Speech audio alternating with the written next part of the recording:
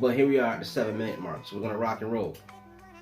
So, my name is Devin McCrory. For those of you who are here for the first time, I teach mindfulness and meditation. The first time I ever meditated, I was a kid. I had read about meditation in a book. The book was called The Iliad by a writer named Lloyd Alexander, who was one of my favorite writers when I was a kid. And Lloyd Alexander wrote a book called The Iliad, and one of the characters used to like sit and be very still, clear their mind through meditation. So as a kid, I started meditating at like the age of maybe 9 years old, maybe 10. And it was such an interesting experience because I was like almost too good at it. And I would meditate and kind of black out. I would meditate and go into such a deep meditative zone that I would become unaware of what was happening around me for hours. And I would snap out of the trance and I would be okay. But then it got to the point where I would go into trances without wanting to. So I'd be in school taking classes, and next thing you know, I'd be in a trance for like an hour and snap out of a trance. So I got sick and tired of that, so I stopped meditating as a kid.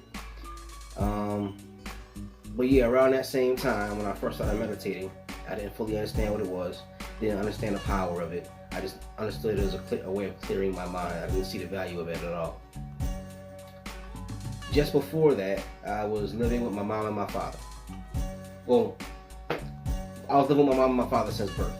You know, I had a family where there was a mom and a dad in the same household, and all three of us, me, my younger brother, and my older brother, all had the same father, which was unusual at that time when I was a kid. In a lot of black neighborhoods, you'd see a lot of people with different dads. You know, you'd have a dad and you'd have a kid over here, whatever. My dad was a person who, you know, he stuck with us.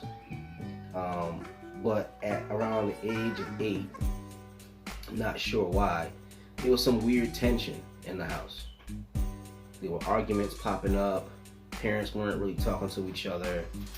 There was some anger for some reason. And I remember one night I was waking up in the middle of the night to my parents arguing and screaming.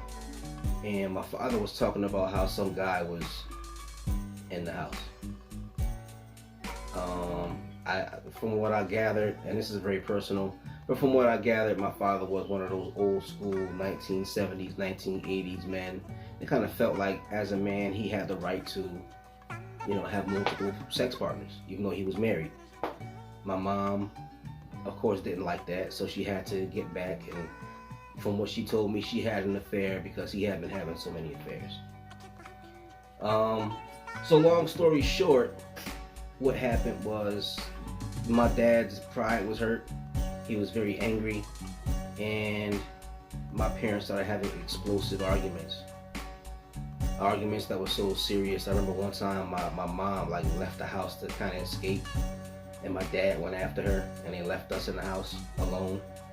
And I remember waking up in the middle of the night and there were police officers in the house because someone had called the police and said, you know, there's kids alone in the house and nobody's watching them. Can you go in there and just check on them? So I wake up in the middle of the night and there's a cop in there. The cops take us out of the house, put us in the back of the paddy wagon, drove us down to the station. Favorite diva, how are you? Glad you're here. I'm just telling my little story about how I used meditation to overcome depression. So yeah, my parents got into a big argument. They left the house. Police came, put us in the back of the paddy wagon, and took us down to the station. And I remember very distinctly I was drinking stale Pepsi. I think that's why to this day I hate Pepsi, because that was such a scary night for me as a kid. I was really young. My parents weren't in the house. I didn't know what the heck was going on. Police officers are in the house. They're trying to get us to find our shoes, but as kids we didn't know what the hell our shoes were. And I remember that we were digging all around trying to find. I had to leave the house with one shoe and another shoe that didn't match. We were down at the police station. Finally, my parents came and they picked us up and brought us home. And then after that, things kind of went downhill very rapidly. There were a lot of arguments, and then eventually the arguments turned into just outright abuse. My father started to really beat my mother severely. Oh, you just finished your DQ, favorite diva? Okay. So yeah, my father began to really beat my mom severely. And I remember we witnessed a lot of that. Me and my brothers, we witnessed a lot of the abuse, and it was really, really just tough for us to deal with, seeing our mother get abused. But the crazy thing about it is, thank you, peace. Yeah, the crazy thing about it is that my dad would be very abusive to my mom, but never laid a hand on me. My father never laid a hand on me, not once. Not even raised his voice at me. And even when me and my brothers were all kind of acting up, being wild like a lot of kids, you're stuck in a house all the time and you can't go outside too much. So sometimes we just be playing in the house and maybe knock over a vase or knock over a lamp or something. And I remember he would beat the crap out of my older brother. Then he would kind of spank my younger brother a little bit. And he would never hit me. Or if he hit me, it'd be so weak, like one time, and just leave. And that kind of made me feel strange.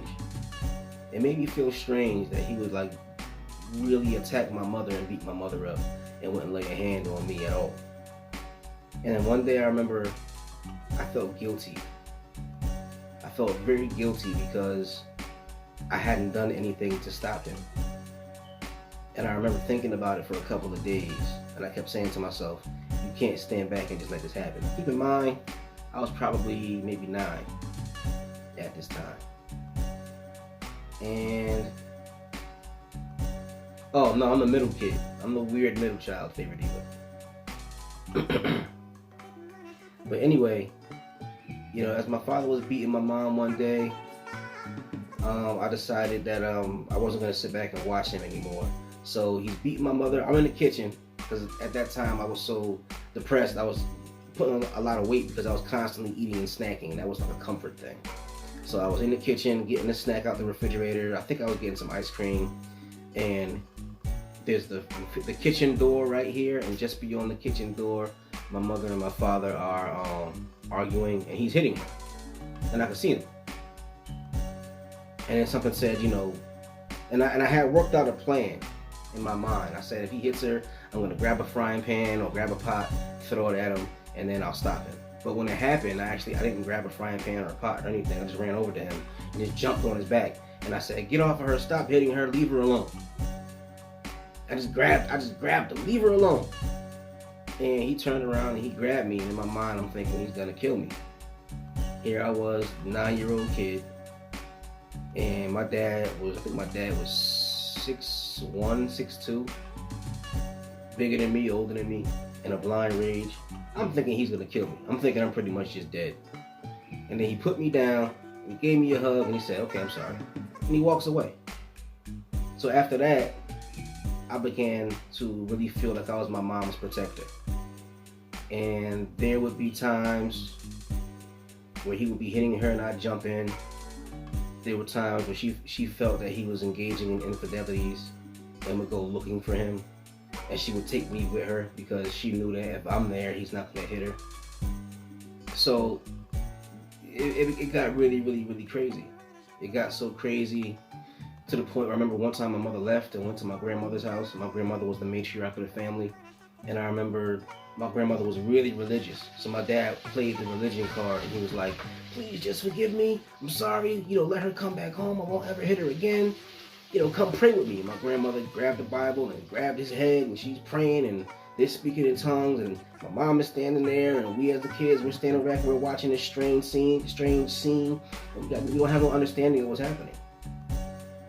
No understanding of what the heck was going on. All we knew was that they were acting very weird for a family where they had this abusive guy in the midst of the family. And we went back home with my dad, and the abuse started again. But the thing that really blew me away is the fact that I really believed him.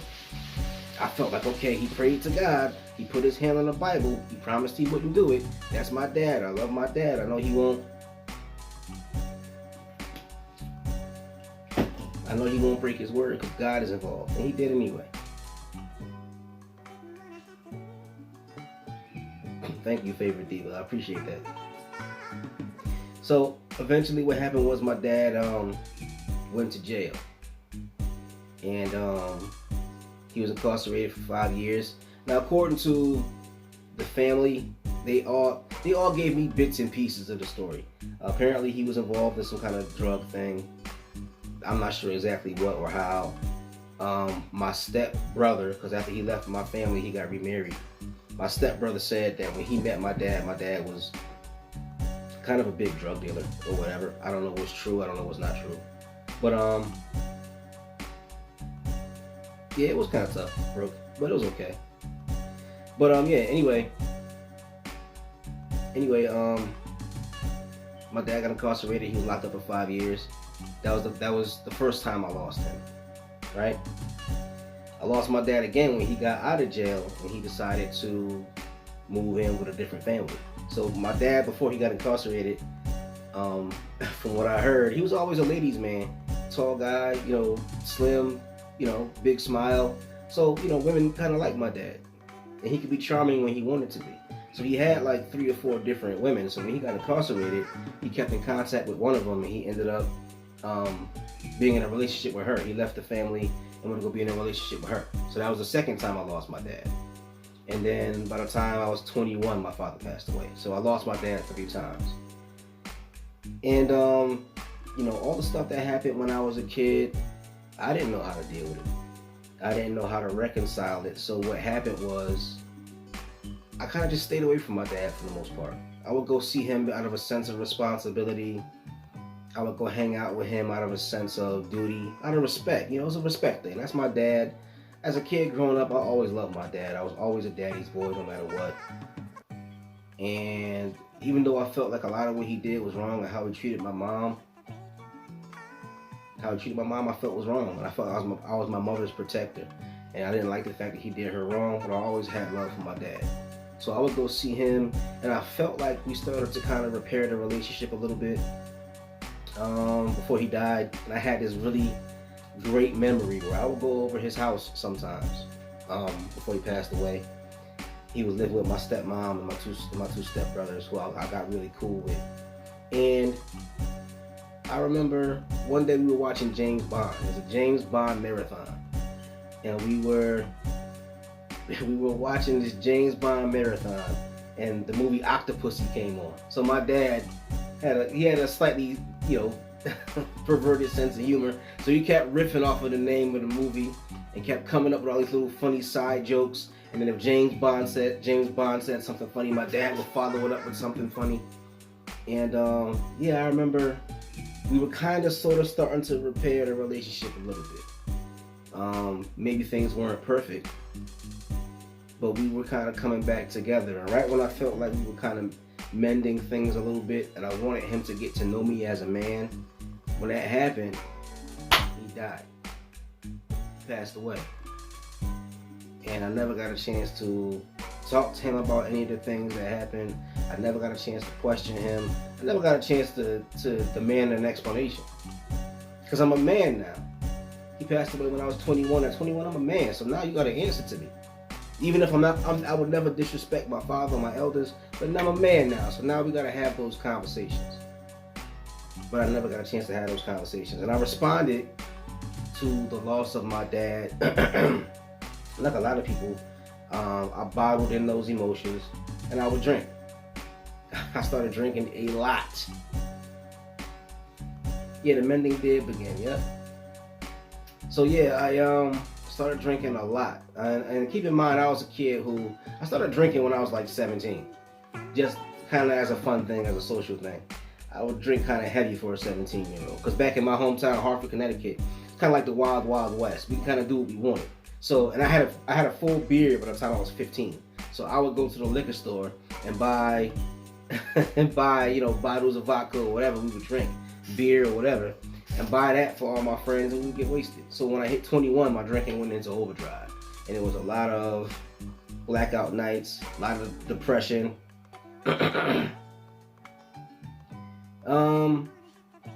So after a while, it got to the point where I was like really losing control. I didn't know how to handle my emotions. I was really going through it. Really going through so many dark thoughts and dark emotions. and I really started to struggle with intense suicidal ideations. They say survivor's guilt. I think that's what they call it. I felt like it was my fault somehow. I don't know how. But I was 21 years old, and my inner child was still hurting, so I was thinking like a child in this moment. And I couldn't really express my emotions to anybody. I would try to, but my friends would kind of shrug it off. My friends would say, hey man, everybody goes through it, and kind of go about their business. My friends would say, hey, ain't nothing I can do. I don't know what to say. You know, and we were all young men. I can't blame them for that. I can't blame them for not knowing how to console me or support me or whatever. But there was always booze, and there was always marijuana, and there was always, like, you know, when I got older, there was pills around all the time for some reason. So that's what I would do. And then one thing I realized is that your depression doesn't go away. People think that your depression kind of goes away after a while, but after a while you kind of learn, it kind of moves in. Your depression moves in, and it's kind of like a house guest. And some house guests get very comfortable and they're not going anywhere. Depression is not going anywhere until you confront it and you deal with it. And over the years, what happens is with depression feeds on your bad moods. It feeds on the suicidal ideation. It feeds on alcohol. It feeds on self-pity. It feeds on hate. So the depression gets stronger and stronger and stronger and more embedded into your thought processes until it's more of a struggle to overcome it. And it got to the point where with my depression, I was drunk all the time. I would drink 7 days a week.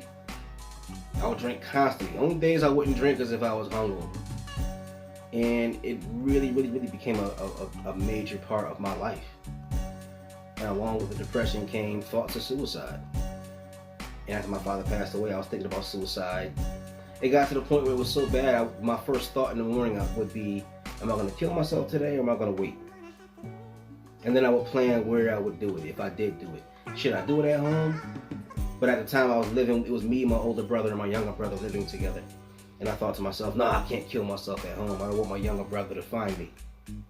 So I would say, okay, I'll kill myself at work. And then I would have to plan on, okay, where am I going to do it? I want somebody to find me. I don't want to lay around too long and start to decompose. It's just very morbid thoughts all day long. And then I would think these morbid thoughts all day until I went to bed at night. And so, of course, you can imagine somebody dealing with that level of depression. I didn't have a whole lot of relationships. I didn't have a whole lot of relationship experience. I didn't have a whole lot of life experience. I was really going through a very dark time in my life. And the thing about time is, as you get older, time speeds up. There's a song by Pink Floyd called Time. And in the first verse of the song, he's singing about being very young, and the summer days seem long and endless, and you're bored and you're restless. But then as you get older, time kind of speeds up, and now it's hectic, and you have to kind of keep up with everything. You know, that's how it is as you get older. When I was, you know, from the age of 21 to 30, I lost a lot of years. I lost a lot of years of experience in relationships, experience in self-love, experience in just growth, traveling. I mean, I lived in a very small world.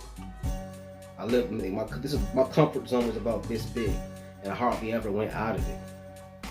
Yet depression is definitely a disease. So after a while, it occurred to me at the age of 29, and it was very logical. It wasn't an emotional thing. It wasn't necessarily rock bottom. It was kind of a logical thing. One day I kind of woke up and I said, listen, I gave most of my life to depression. I've been depressed, seriously depressed on and off throughout my whole childhood. I mean, the first time I ever thought about killing myself, I was probably about 7 because of what was happening in my household with my parents and everything. So I always had bouts of depression and bouts of suicidal ideation from a very early age. And I said, okay, that's it. I've gone through this long enough. Time for me to make some changes. And as soon as I thought to myself, time to make changes, I ended up meeting my wife. A friend of mine introduced me to my wife. And having my wife in my life had its good and its bad. But at that time, when we were young and we first met, she really helped me to overcome a lot of what I was going through. And I'm always going to be grateful to her for that. Even if we're not together, I'm always going to be extremely grateful to my wife for that part of my life and adding to my life in a lot of different ways.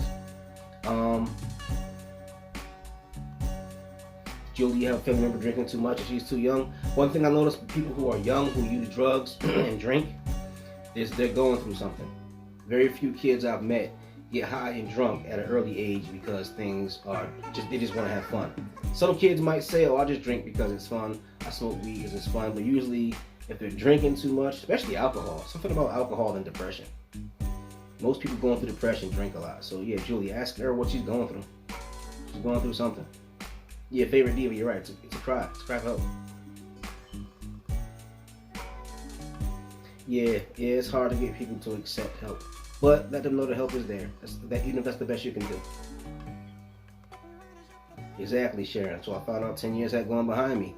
And I was 29. It was right before my 30th birthday, which was a cool birthday. Had a cool birthday, my 30th birthday. But I decided it was time for me just to try something new. Tired of being depressed. Tired of thinking about killing myself. And there must be something more to life, I was saying to myself. There'll be something else out there. Because everybody else seems to be happy. They seem to be in relationships. They seem to be really moving forward. I'm not moving forward. I'm stuck in a quagmire. And I want to just see something better.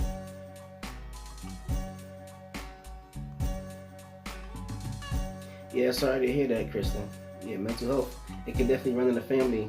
And yeah, if you see it, you gotta address it. If you see it within yourself, you need to address it. And that's where I was in my story. I needed to make sure that I addressed what's happening within me, because I knew I didn't have much longer to live. I couldn't live like that.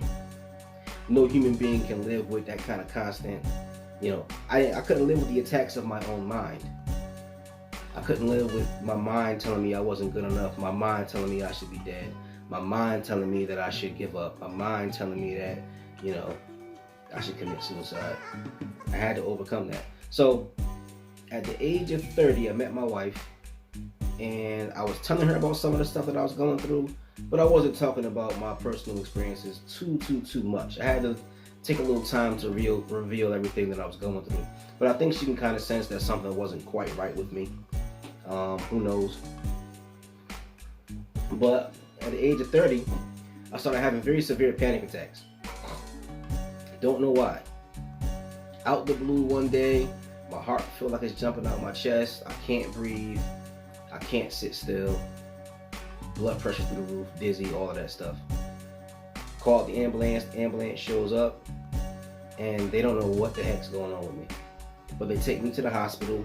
My girlfriend at the time, who became my wife, she came to the hospital with me, and she sat by my side the whole night. And basically, the doctors couldn't find anything. And I remember the next day, I'm like, they can't find anything. Maybe everything is okay. But then I got hit with another panic attack, and then another one. And after a while, it got to the point where I had a panic attack at the grocery store around the corner from my girlfriend's house. She was living in Bloom. She was living in Windsor at the time, not too far from where she lives now. And I remember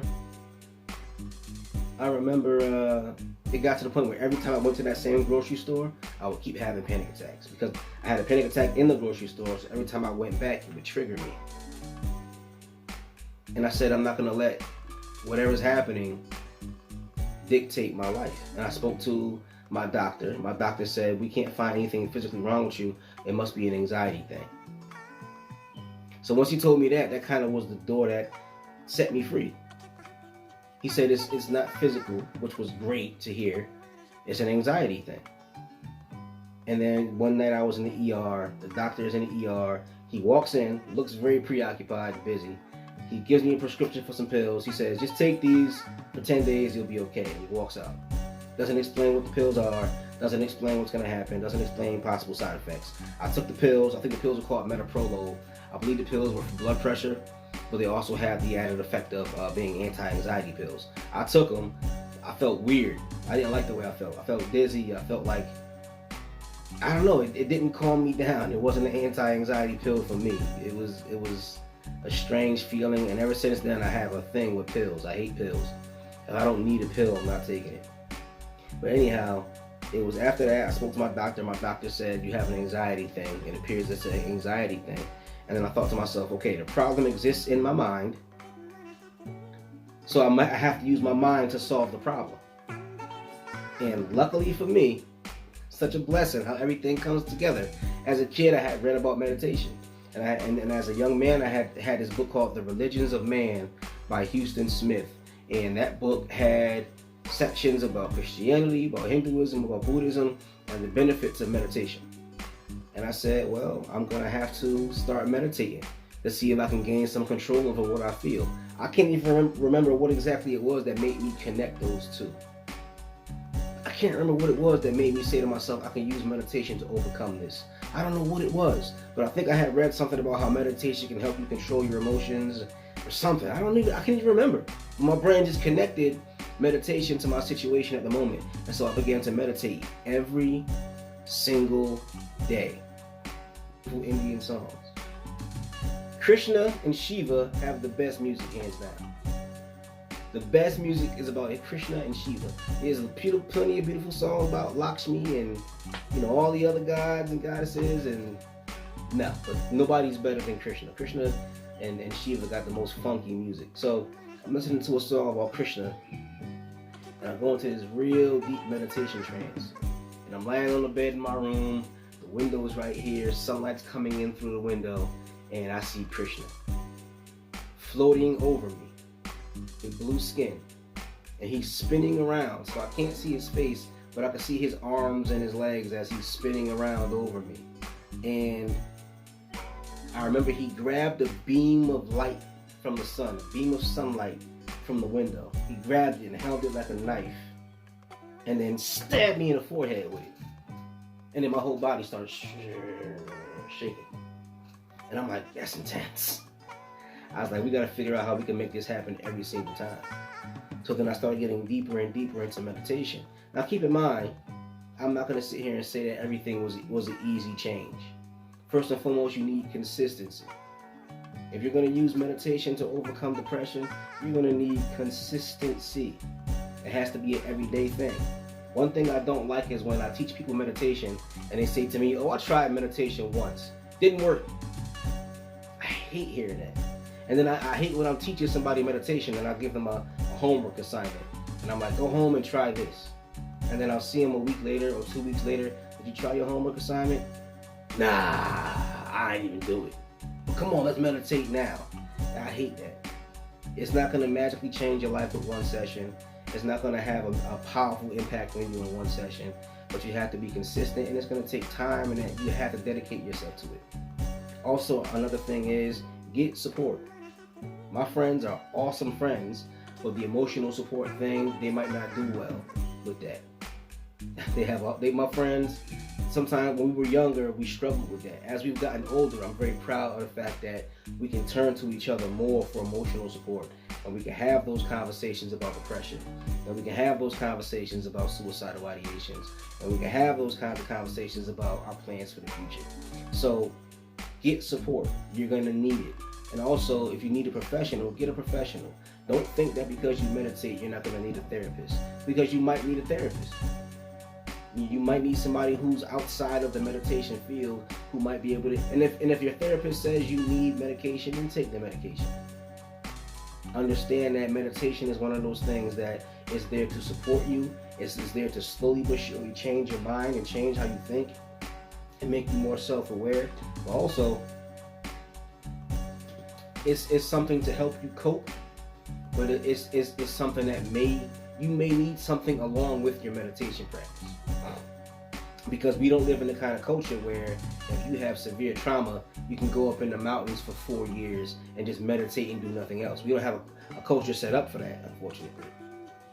If we had a culture like ancient India, you would have a great chance of rapidly overcoming trauma because you would have a guru, a master teacher. Like there's a guy named Muji. And Muji is a master teacher to the level where he tells his disciples, when you come see me, don't take any drugs, don't take any pills, don't see a therapist. He's a master teacher on a whole different level. But for the most part, the rest of us, even if we're meditating and we're listening to wise people and we're having a daily meditation practice, if you need the therapist, get the therapist. Don't do it all on your own because it doesn't make you a superhero. You know what I'm saying? And if you watch the superhero movies, even superheroes have a team. Think about it, even Superman had the Justice League. If Superman needs the Justice League, then we as regular, normal humans, we're going to need a Justice League of our own. And your Justice League might be your therapist. Your Justice League might be somebody who's a meditation teacher. You might have somebody else who's a person who's just your friend for emotional support. And if you're a person who's trying to break a drug habit or a drinking habit, your Justice League might have a member who's an NA member or an AA member, and they might be your what do you call it, your sponsor. So build your own Justice League, because you're that important. Exactly, peace. Now, when it comes to clinical depression, if it gets to the point where you feel my meditation is really helping me and it's giving me benefits, and you want to get off the medication, that's a conversation you got to be serious about. Don't just do it. Go to your therapist, go to your psychiatrist, go to the individual who's giving you the medication, giving you the prescription, and say, hey, listen, you know what? I think I can wean myself off of this. Are you willing to let me try? Because I've met individuals who had depression and they were on medication and they were able to wean themselves off of it if they chose to. So think about it. You might be able to wean yourself off. You might not. But go for it. And add meditation as a regular, normal part of your day-to-day life. And the major thing about it, the cool thing about it is, meditation is not going to solve your problems. It'll just allow you to be more self-aware and be able to control your responses to issues when they arrive. How do you build your own? Yeah, that's how I see it. You got to build your own Justice League. But anyhow, going back to what I was saying, another thing that's important for you to remember is that you're still going to have bad days. You're still going to have dark nights of the soul. And the cool thing about having these dark nights of the soul is that you can become overwhelmed by them. Because even a person who practices meditation, you still might be overwhelmed. But after a while, you kind of can overcome your responses to crazy situations. Me and my wife got separated. I went through a dark night of the soul for about a year. And then I realized that I was stronger afterward. I was more at peace afterward. I was able to let things go. I was more calm afterward. I was more relaxed afterward. And I feel a deeper sense of joy. Because I used that dark night of the soul to empower myself. I used that dark night of the soul to meditate more, become more mindful, become more productive, to continue to learn. And one thing I had to learn was, or relearn, was the nature of the universe. The nature of impermanence, how things come and go, and it is only our attachment that brings us displeasure and pain. And I became mature enough to see things for what they are. And now after all these years, I've been meditating hardcore for 11 years. After 11 years, now I'm in the deeper sense of peace that I ever been. Yes, I overcame depression and stopped having suicidal ideations. Yes, I overcame the panic attacks. Yes, I overcame the self-doubt. But now it's like I've progressed even more in the last year when I got hit with that dark night of the soul. Now I feel more powerful than ever and happier than ever. So the dark nights are going to keep coming, but you got to keep using your skills and your Justice League and your knowledge and your resilience. Because just because you meditate, things are not going to just be easy. You need a bunch of panic attacks? Yeah. I'm glad you shared that. I'm glad you shared that. Because yeah, meditation is something that can help you ease the suffering, but a lot of times it's a while before it takes the suffering away. And it took a lot of reading, a lot of studying. I mean, every night I would go to bed listening to some kind of positive lecture, giving deeper insights into spirituality. And there was a lot of studying going on, a lot of work going on. And I had to boost myself up. I had to make better choices of what I did with my time, and better choices of who I spent time around, and better choices of what I sought out. Because a lot of times we seek out stuff that's not going to build us up. It's out of habit. Like I might go on Instagram and just scroll through it and look for nonsense. And then I said to myself, you know what? I teach meditation. I should be friends with more people on Instagram who teach meditation, so I can get constant knowledge and constant positivity and constant business ideas. So now I'm using that as a tool to uplift me. Keep in mind, all of these things around you are tools. They're made for your pleasure and they're made for your empowerment. They're not just for distraction. Too many things just distract us. Your TV don't have to be a distraction. Yeah, there is magic in your pain, Zawadi.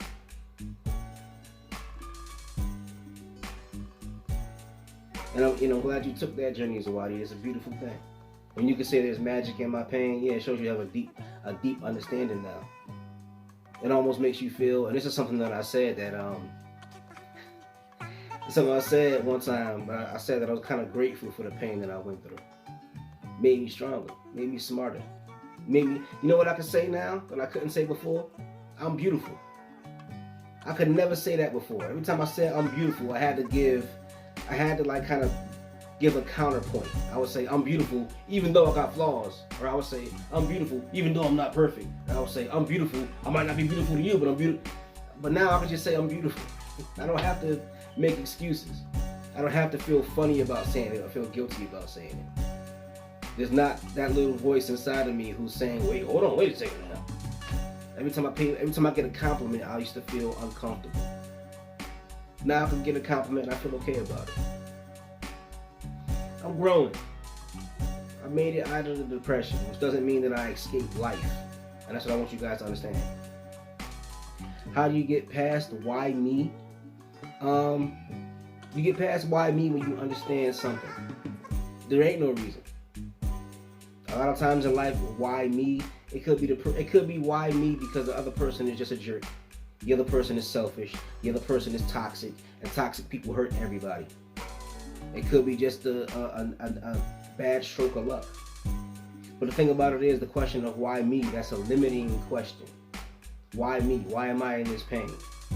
Why am I going through this? When you can ask another question, how am I going to overcome it? How can I empower myself enough to overcome it? How can I empower myself enough so that the pain won't drag me down?